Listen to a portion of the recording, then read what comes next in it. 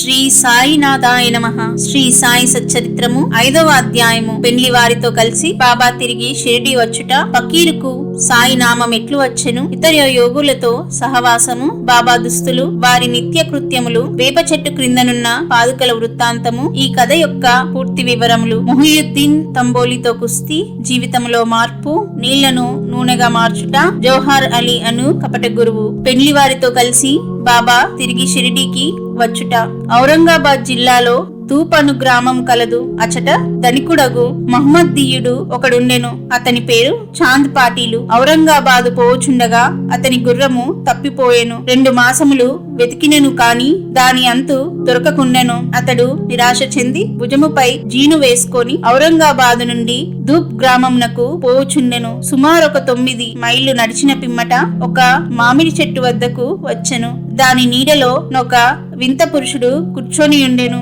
అతడు తలపై టోపీ, పొడుగైన చొక్కా ధరించి ఉండెను. చంకలో సటకా పెట్టుకొని చెలుము త్రాగుటకు ప్రయత్నించుచుండెను. దారి వెంట పోవు చాంద్ పాటిల్ను చూచి అతనిని పిలిచి చిలుము త్రాగి కొండ తడవు విశ్రాంతి కొనుమనెను. జీను గురించి ప్రశ్నించెను. అది తాను పోగొట్టుకొనిన గుర్రముదని చాంద్ పాటిలు బదులు చెప్పెను. ఆ దగ్గరలోనున్న కాలువ ప్రక్కన వెతుకమని ఫకీరు చెప్పెను. అతడు అచటకు పోయి గడ్డి వేయుచున్న గుర్రమును చూచి మిక్కిలి ఆశ్చర్యపడెను. ఈ ఫకీరు సాధారణ మనుజుడు కాడనియు, గొప్ప ఔలియా సిద్ధపురుషుడు అయి ఉండవచ్చుననియు అనుకొనెను. గుర్రమును తీసుకొని ఫకీరు వద్దకు వచ్చెను. చిలుము తయారుగా నుండెను. కాని చిలుము వెలిగించుటకు నిప్పు, గుడ్డను తడుపుటకు నీరు కావలసి ఉండెను. ఫకీరు సటకాను భూమిలోనికి గుర్చగా నిప్పు వచ్చెను. మరలా అక్కడే సటకాతో నేలపై మోదగా నీరు వచ్చెను. ఫకీరు చాపి గుడ్డముక ఆ నీటితో తడిపి నిప్పుతో చిలుమును వెలిగించెను. అటులా సిద్ధమైన చిలుమును ఆ ఫకీరు తాను పీల్చి తరువాత చాంద్ పాటీలు కందించెను. ఇదంతయు చూచి చాంద్ పాటీలు ఆశ్చర్యచకితుడయ్యెను. ఫకీరును తన గృహమునకు అతిథిగా రమ్మని చాంద్ పాటీలు వేడెను. ఆ మరుసటి దినమే ఫకీరు పాటీలు ఇంటికి పోయి ఇచ్చట కొంతకాలం ఉండెను. ఆ పాటీలు గ్రామమునకు మునసబు. అతని భార్య తమ్ముని కొడుకు పెండ్లి సమీపించెను. పెండ్లి కూతురిది షిరిడి గ్రామము. అందుచే కావలసిన సన్నాహములన్నీయు చేసుకొని పాటీలు షిరిడి ప్రయాణమాయెను. పెండ్లి వారితో కలిసి ఫకీరు కూడా బయలుదేరెను. ఎట్టి చిక్కులు లేక వివాహము జరిగిపోయెను. పెండ్లివారు దూప్ గ్రామము తిరిగి వెళ్ళిరి. కాని ఫకీరు మాత్రము షిరిడీలో ఆగి ఇచ్చటనే స్థిరముగా నిలిచెను. ఫకీరుకు సాయి నామం ఎట్లు వచ్చెను? పెండ్లివారు షిరిడీ చేరగనే ఖండోబా మందిరమునకు సమీపమున నున్న భక్త మహల్సాపతి గారి పొలములోనున్న మర్రి చెట్టు కింద బస చేసిరి. ఖండోబా మందిరమునకు తగిలియున్న ఖాళీ జాగలో బండ్లు విడిచిరి. బండ్లలోనున్న వారొకరి తరువాతనొకరు దిగిరి. ఫకీరు కూడా దిగెను. బండి దిగుచున్న యువ ఫకీరును చూచి భక్త మహల్సాపతి రండి సాయి అని స్వాగతించెను. తక్కిన వారు కూడా ఆయనను సాయి అని పిలువనారంభించిరి. అది మొదలు వారు సాయిబాబాగా ప్రఖ్యాతులైరి. ఇతర యోగులతో సహవాసము. సాయిబాబా షిరిడీలో ఒక మసీదులో నివాసం ఏర్పరచుకొనిరి. బాబా షిరిడీ రాక పూర్వమే దేవీదాసు అని యోగి షిరిడీలో ఎన్నో సంవత్సరముల నుండి నివసించుచుండెను. బాబా అతనితో సాంగత్యమునకు ఇష్టపడెను. అతనితో కలిసి కొంతకాలము మారుతి మందిరములోను చావడిలోను ఉండెను.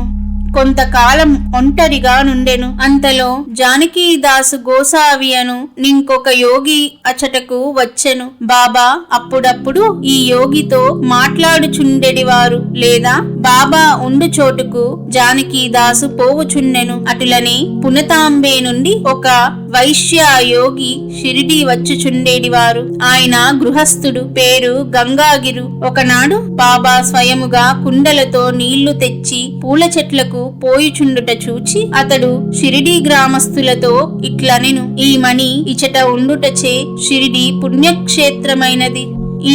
ఈనాడు కుండలతో నీళ్లు మోయుచున్నాడు. కాని ఇతడు సామాన్య మానవుడు కాదు. ఈ నేల నిజముగా పుణ్యము చేసుకున్నది కనుకనే సాయిబాబా అను ఈ మణిని రాబట్టుకొనగలిగెను. ఏవాలా గ్రామములోనున్న మఠములో ఆనందనాథునను యోగి పుంగవు డుండెను. అతడు అకల్ కోట్కర్ మహారాజు గారి శిష్యుడు. అతనొకనాడు షిరిడీ గ్రామ నివాసులతో బాబాను చూడవచ్చెను. అతడు సాయిబాబాను చూచి ఇట్లనెను, ఈయన ఒక అమూల్యమైన రత్నము. సామాన్య మానవుని వలె కనిపించుచున్నప్పటికిని ఈయన మామూలు రాయి వంటి వాడు కాదు. ఈయన ఒక అమూల్య వజ్రము. ముందు ముందు ఈ సంగతి మీకే తెలియగలదు. ఇట్లనుచు ఆనందనాథుడు తిరిగి ఏవలా వెళ్ళెను. ఇది శ్రీ సాయిబాబా యవ్వనమున జరిగిన సంగతి. బాబా దుస్తులు వారి నిత్య కృత్యములు. యవ్వనమునందు బాబా తమ తల వెంట్రుకలు కత్తిరించుకొనక జుట్టు పెంచుచుండెను. పహిల్వాను వలె దుస్తులు వేసుకొనిడివారు. షిరిడీకి 3 మైళ్ళ దూరంలోనున్న రహతాకు పోయినప్పుడు ఒకసారి బంతి, గన్నేరు, నిత్యమల్లె మొక్కలు తీసుకుని వచ్చి నేలను చదును చేసి వాటిని నాటి నీళ్లు పోయిచుండిరి. అనుదినము వామంతాత్య అను కుమ్మరి బాబాకు కాల్చని 2 పచ్చి కుండలను ఇచ్చుచుండేడివారు. బాబా స్వయముగా బావి నుండి నీళ్లు చేది ఆ నీటిని ఆ పచ్చి కుండలలో తోడి భుజముపై మోసుకొని తెచ్చి మొక్కలకు పోసేడివారు. సాయంకాలము ఆ కుండలను వేప చెట్టు మొదట బోర్లించుచుండిరి. కాల్చనవి అగుటచే అవి వెంటనే విరిగి ముక్కలు అగుచుండేడివి. ఇట్లు 3 సంవత్సరములు గడిచెను. సాయిబాబా కృషి వలన అచటనొక పూల తోట లేచెను. ఆ స్థలములోనే ఇప్పుడు బాబా సమాధి ఉన్నది. దానిని సమాధి మందిరమందురు. దానిని దర్శించుట కొరకే అనేక మంది భక్తులు విశేషముగా పోవుచున్నారు. వేప చెట్టు క్రిందనున్న పాదుకల వృత్తాంతము. అకల్ కోట్కర్ మహారాజు గారి భక్తుడు బాయి కృష్ణజీ అలీబాక్కర్. ఇతడు అక్కల్ కోట్కర్ మహారాజు గారి చిత్రపటమును పూజించేడివాడు. అతడు ఒకప్పుడు షోలాపూర్ జిల్లాలోని అక్కల్ కోట గ్రామమునకు పోయి మహారాజు గారి పాదుకలు దర్శించి పూజించవలెనని అనుకొనెను. అతడచటకి పోకమునుపే స్వప్నములో ఆ మహారాజ్ దర్శనమిచ్చి ఇట్లు చెప్పెను, ప్రస్తుతము షిరిడి నా నివాస స్థలము. అచటికి పోయి నీ పూజ యొనరింపుము. అందుచే అకల్ కోట పోవలెనను. తన నిర్ణయమును మార్చుకొని బాయి కృష్ణజీ షిరిడీ చేరి బాబాను పూజించి అచటనే 6 మాసములు ఆనందముతో గడిపెను. దీని జ్ఞాపకార్థము పాదుకలు చేయించి శ్రావణ మాసంలో నొక శుభదినమున వేప చెట్టు క్రింద ప్రతిష్ఠ చేయించెను. ఇది శక సంవత్సరం 1834 శ్రావణ మాసంలో అనగా క్రీస్తు శకం 1912లో జరిగెను. దాదా కేల్కర్ ఉపాసనీ బాబా అను వారు పూజను శాస్త్రోక్తముగా జరిపిరి. దీక్షిత్ అను బ్రాహ్మణుడు పాదుకల నిత్య పూజకు నియమింపబడెను. దీనిని పర్యవేక్షించు బాధ్యత భక్త సగుణమేర్ నాయక్ కు అప్పజెప్పబడినది. ఈ కథ యొక్క పూర్తి వివరములు. తాన్ని వాస్తవ్యుడైన శ్రీ బివి దేవు బాబాకు గొప్ప భక్తుడు. వీరు మామల్తాదారుగా పదవి విరమణ చేసిరి. వేప చెట్టు క్రింద ప్రతిష్ఠించబడిన పాదుకలకు సంబంధించిన వివరములు అన్నియు సగుణమేరు నాయక్ మరియు గోవింద్ కమలాకర్ దీక్షిత్ల నుండి సేకరించి పాదుకల పూర్తి వృత్తాంతము శ్రీ సాయి లీలా మాసపత్రిక 2వ సంపుటము మొదటి సంచిక 25వ పేజీలో ఈ రీతిగా ప్రచురించినారు. 1912వ సంవత్సరంలో బొంబాయి నుండి డాక్టరు రామారావు కోటారే అను అతడు షిరిడీ వచ్చెను. వానితో బాటుగా అతని కాంపౌండర్ ను మరియు అతని మిత్రుడైన బాయి కృష్ణజీ అలీబాక్కర్ అనునతడును వెంట వచ్చిరి. షిరిడీలో వారు సగుణమేర్ నాయక్ కు జీకే దీక్షిత్ కు సన్నిహితులైరి. అనేక విషయములు తమలో తాము చర్చించుకున్నప్పుడు సంభాషణావశత్తు బాబా ప్రప్రథమమున షిరిడీ ప్రవేశించి వేప చెట్టు క్రింద తపస్సు చేసిన దాని జ్ఞాపకార్థము బాబా పాదుకలను రాతితో చెక్కించుటకు నిర్ణయించిరి. ఈ సంగతి డాక్టర్ రామారావు కొటారేకు తెలిపినచో ఆయన చక్కని పాదుకలు చెక్కించెదరని బాయి కృష్ణజీ మిత్రుడైన కాంపౌండర్ సలహానిచ్చెను. అందరును ఈ సలహాకు సమ్మతించిరి. అప్పటికి బొంబాయి తిరిగి వెళ్లిన డాక్టర్ గారికి ఈ విషయమును తెలియపరిచిరి. వారు వెంటనే మరలా షిరిడీ వచ్చి పాదుకల నమూనా వ్రాయించిరి. ఖండోబా మందిరమందున్న ఉపాసిని మహారాజ్ వద్దకు పోయి తాము రాసిన పాదుకల నమూనాను చూపిరి. శ్రీ ఉపాసిని దానిలో కొన్ని మార్పులను చేసి పద్మము, శంఖము, చక్రము మొదలగునవి చేర్చి బాబా యోగ శక్తిని, వేప చెట్టు గొప్పతనమును తెలుపు ఈ క్రింది శ్లోకమును కూడా చెక్కించమనిది. సదానింబ వృక్షస్య మూలాదివాసాత్ సుధాశ్రావిణం తికమప్యప్రియంతం తరుం కల్ప వృక్షాదికం సాధయంతం నమామీశ్వరం సద్గురుం సాయినాథం. ఉపాసని సలహాల నమోదించి పాదుకలు బొంబాయిలో చేయించి కాంపౌండరు ద్వారా పంపిరి. శ్రావణ పౌర్ణమి నాడు స్థాపన చేయమని బాబా ఆజ్ఞాపించెను. ఆనాడు 11 గంటలకు జీకే దీక్షిత్ తన శిరస్సుపై పాదుకలు పెట్టుకొని ఖండోబా మందిరము నుండి ద్వారకామాయికి ఉత్సవముతో వచ్చిరి. బాబా ఆ పాదుకలను స్పృశించి అవి భగవంతుని పాదుకలని నుడివెను. వానిని వేప చెట్టు మూలమున ప్రతిష్ఠింపుడని ఆదేశించెను. ఆ ముందు రోజు బొంబాయి నుండి పాస్తా సేట్ అను పార్సీ భక్తుడొకడు మనీ ఆర్డరు ద్వారా 25 రూపాయలు పంపి ఉండెను. బాబా ఆ పైకము పాదుక ప్రతిష్టకగు ఖర్చు నిమిత్తమిచ్చెను. మొత్తము 100 రూపాయలు ఖర్చైనవి. అందులో 75 రూపాయలు చందాల ద్వారా వసూలు చేసిరి. మొదటి 5 సంవత్సరములు జీకే దీక్షిత్ ఈ పాదుకలకు పూజ చేసెను. తర్వాత లక్ష్మణ్ కచేశ్వర్ జాగ్డే అను బ్రాహ్మణుడు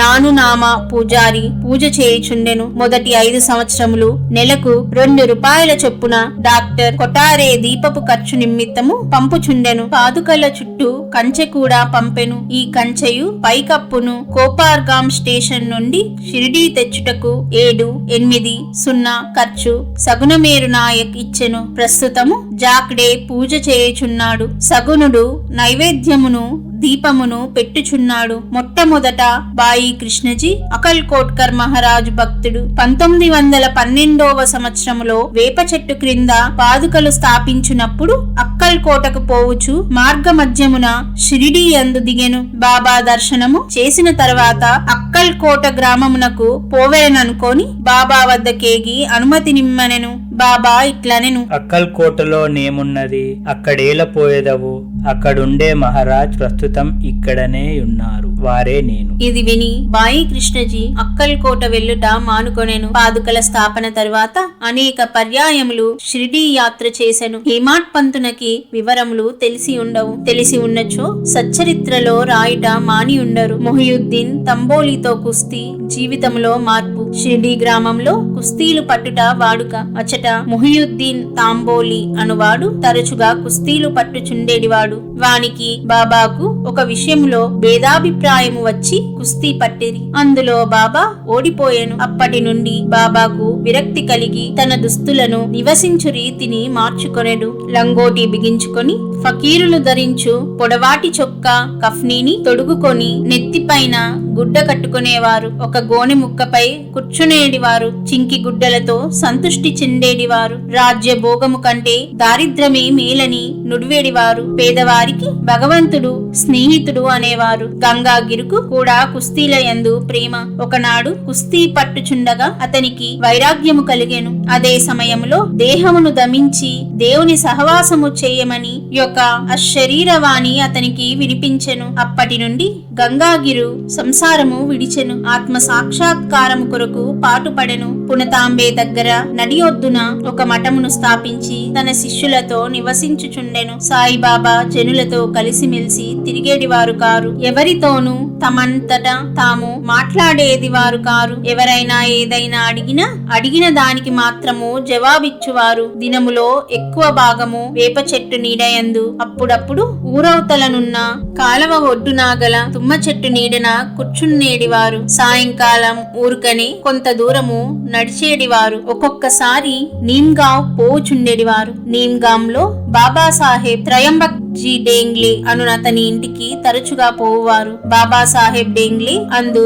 సాయిబాబాకు మిక్కిలి ప్రేమ. అతని తమ్ముని పేరు నానాసాహెబ్. అతడు 2 వివాహములు చేసుకొన్నను సంతానము కలుగలేదు. బాబాసాహెబ్ డేంగ్లే తన సోదరుని సాయిబాబా వద్దకు పంపెను. బాబా అనుగ్రహముచే నానాసాహెబుకు పుత్ర సంతానము కలిగెను. అప్పటి నుండి బాబాను దర్శించుటకు ప్రజలు తండోపతండములుగా రాసాగిరి. వారి కీర్తి అంతటను వెల్లడి ఆయను అహ్మద్ నగర్ వరకు వ్యాపించెను. అక్కడి నుండి నానాసాహెబ్ చాందోర్కర్, కేశవ్ చిదంబర్ మొదలగు గల అనేక మంది షిరిడీకి వచ్చుట ప్రారంభించిరి. దినమంతయు బాబాను భక్తులు చుట్టి ఉండేడివారు. రాత్రులందు బాబా పాడుపడిన పాత మసీదునందు శయనించుచుండెను. పొగ పీల్చుకొని చిలింగొట్టము, కొంత పొగాకు, ఒక రేకు డబ్బా, కఫ్ని, తలగుడ్డ ఎల్లప్పుడూ దగ్గరుంచుకొనుచు సటక, చేతికర్ర మాత్రమే అప్పటిలో ఆయనకున్న సామానులు. తలపైనొక గుడ్డను చుట్టి దాని అంచులను జడవలే మెలిబెట్టి ముడివేసి ఎడమ చెవిపై నుంచి వెనుకకు వేలాడునట్లు వేసుకొనువారు. తమ దుస్తులను వారముల తరబడి ఉతకకుండా నుంచువారు. చెప్పులను తొడిగేవారు కారు. దినమంతయు గోనెగుడ్డపైనే కూర్చునేవారు. కఫ్నీ క్రింద లంగోటి కట్టుకొనేడివారు. చలిని కాచుకొనుటకు దునికెదురుగా మసీదు ఈశాన్య భాగములో గల కొయ్య చేపట్టుపై తమ ఎడమ చేతి నానించి దక్షిణాభిముఖముగా కూర్చునేవారు. ఆ దునిలో అహంకారమును, కోరికలను, ఆలోచనలను ఆహుతి చేసి అల్లాయే యజమాని అని పలికేవారు. మసీదులో 2 గదుల స్థలము మాత్రమే ఉండెను. భక్తులందరూ అచటని బాబాను దర్శించుచుండిరి. 1912వ తదుపరి మసీదుకు కొన్ని మార్పులు చేయబడినవి. పాత మసీదును మరమ్మత్తు చేసి నేలపైన నగిషిరాళ్లు స్థాపన చేసిరి. బాబా ఈ మసీదుకు రాకపూర్వము తకియా రచ్చలో చాలా కాలము నివసించిరి. బాబా తమ కాళ్లకు చిన్న గజ్జలు కట్టుకొని సొగసుగా నాట్యము చేసేవారు. భక్తి పూర్వకమైన పాటలు పాడేవారు. నీళ్లను నూనెగా మార్చుట. సాయిబాబాకు దీపములన్నా చాలా ఇష్టము. ఊరిలో నూనెను విక్రయించు షావుకార్లను నూనె అడిగి తెచ్చి మసీదునందు రాత్రి అంతయు దీపములు వెలిగించుచుండేవారు. కొన్నాళ్ళు ఇట్లు జరిగెను. ఒకనాడు నూనె ఇచ్చు దుకాణదారులందరూ కూడబలుకుకొని బాబాకు నూనె ఇవ్వకూడదని నిశ్చయించుకొనిరి.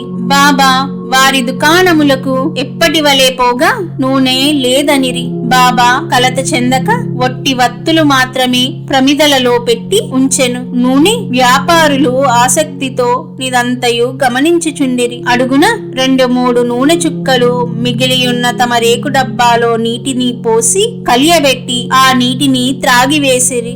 ఈ విధముగా ఆ రేకు డబ్బాలోని నూనె అవశేషమును పావనము చేసిన పిమ్మట మరలా డబ్బాతో నీరు తీసుకొని ఆ నీటిని ప్రమదిలలో నింపెను. దూరముగా నిలిచి పరీక్షించుచున్న దుకాణదారులు విస్మయమొందునట్లు ప్రమిదలన్నీయు తెల్లవారు దాకా చక్కగా వెలుగుచుండెను. ఇదంతయు చూచి ఆ షావుకార్లు పశ్చాత్తాపపడి బాబాను మన్నింపుమని కోరిరి. బాబా వారిని క్షమించి ఇకపైనైనను సత్యము నంటి పెట్టుకొనుడని హితవు చెప్పి పంపివేసిరి. జౌహార్ అలీ అను కపట గురువు పైన వివరించిన కుస్తీ జరిగిన 5 ఏండ్ల తర్వాత అహ్మద్ నగర్ నుండి జౌహార్ అలీ అను ఫకీర్ ఒకడు శిష్యులతో రహతా వచ్చెను. వీరభద్ర మందిరమునకు సమీపములోనున్న స్థలములో దిగెను. ఆ ఫకీరు బాగా చదువుకున్నవాడు. ఖురాన్ అంతయు వల్లించగలడు. మధుర భాషణుడు.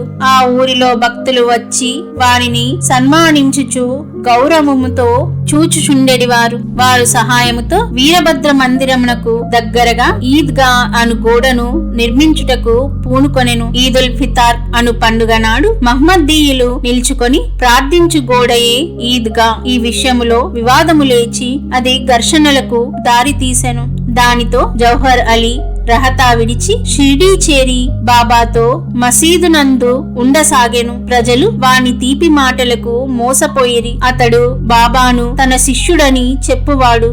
బాబా అందులకు అడ్డు చెప్పక శిష్యుని వలని మసులుకొనెను. తరువాత గురు శిష్యులిద్దరూ రహతాకు పోయి ఇచ్చట నివసించుటకు నిశ్చయించుకొనిరి. గురువునకు శిష్యుని శక్తి ఏమీ తెలియకుండెను. శిష్యునికి మాత్రము గురువు యొక్క లోపములు బాగా తెలియను. అయినప్పటికీ బాబా ఆ కపట గురువును ఎప్పుడు అగౌరవించక శిష్య ధర్మమును శ్రద్ధగా నెరవేర్చుచుండెడివారు. అప్పుడప్పుడు వారిరువురు షిరిడీకి వచ్చి పోవుచుండెడివారు. కాదు, కాని అధికముగా రహతాలోనే నివసించేవారు. షిరిడీలోని సాయి భక్తులకు బాబా ఆ విధముగా రహతాలో నుండుట ఎంత మాత్రము ఇష్టం లేకుండెను. అందుచే వారందరూ కలిసి సాయిబాబాను మరలా షిరిడీకి పిలుచుకొని వచ్చుటకు రహతా వెళ్ళిరి. వారు రహతాలో ఈద్గా వద్ద బాబాను ఒంటరిగా చూచి వారిని తిరిగి షిరిడీ తీసుకొని పోవుటకై వచ్చినామని చెప్పిరి. జోహర్ అలీ ముక్కోపి అని ఆయన తనను విడిచిపెట్టడని, అందువలన వారు తన యందు ఆశ విడిచి ఫకీరు అక్కడకు వచ్చు లోపల షిరిడీ మరలి వెళ్ళుట మంచిదని బాబా వారికి సలహా ఇచ్చెను. వారిట్లు మాట్లాడుకొనుచుండగా జోహర్ అలీ అక్కడకు వచ్చి బాబాను తీసుకొని పోవుటకు ప్రయత్నించుచున్న షిరిడీ ప్రజలపై మండిపడెను. కొంత వాదోపవాదములు జరిగిన పిమ్మట గురు శిష్యులిద్దరూ తిరిగి షిరిడీ పోవుటకు నిర్ణయమైనది. వారు షిరిడీ చేరి ఇచ్చటనే నివసించుచుండిరి. కొన్ని దినముల పిమ్మట దేవీదాసు ఆ కపట గురువును పరీక్షించి ఇతని బండారము బయటపెట్టెను. చాంద్ పాటిల్ పెళ్లి బృందముతో బాబా షిరిడీ వచ్చుటకు 12 సంవత్సరముల ముందే 10-12 వయసులో దేవీదాసు షిరిడీ చేరెను. వారు మారుతి దేవాలయములో నుండేవారు. దేవీదాసు చక్కని అంగ సౌష్ఠవము, తేజోవంతములైన నేత్రములు కలిగి నివ్యామోహతావతారముల వలె జ్ఞాని వలె కనపడుచుండెను. తాత్యా పాటిలు, కాశీనాథ్ షింపి మొదలగు గల అనేక మంది దేవీదాసును తమ గురువుగా భావించెడివారు. వారు జౌహర్ అలీని దేవీదాసు వద్దకు తీసుకొని వచ్చిరి. వారి మధ్య జరిగిన వాదములో జౌహర్ అలీ చిత్తుగా ఓడిపోయి షిరిడీ నుండి పలాయనము చిత్తగించెను. ఆ తరువాత అతడు వైజాపూర్ లో నుండి చాలా ఏండ్ల తరువాత షిరిడీ తిరిగి వచ్చి బాబా పాదములపై బడెను. తాను గురువు సాయిబాబా శిష్యుడు అను భ్రమ వాని మనస్సు నుండి తొలగి తన ప్రవర్తనకు పశ్చాత్తాపపడెను. సాయిబాబా వానిని యథారీతిగా గౌరవముగానే చూచెను. ఈ విధముగా శిష్యుడు గురువునెట్లు సేవింపవలెనో, ఎట్లు అహంకార మమకారములను విడిచి గురు శుశ్రూష చేసి తుదకు ఆత్మ సాక్షాత్కారమును పొందవలెనో బాబా ఆచరణాత్మకముగా నిరూపించెను. ఈ కథ భక్త మహల్సాపతి చెప్పిన వివరముల ఆధారముగా రాయబడినది. 5వ అధ్యాయము సంపూర్ణము. సద్గురు శ్రీ సాయినాథార్పణమస్తు. శుభం భవతు.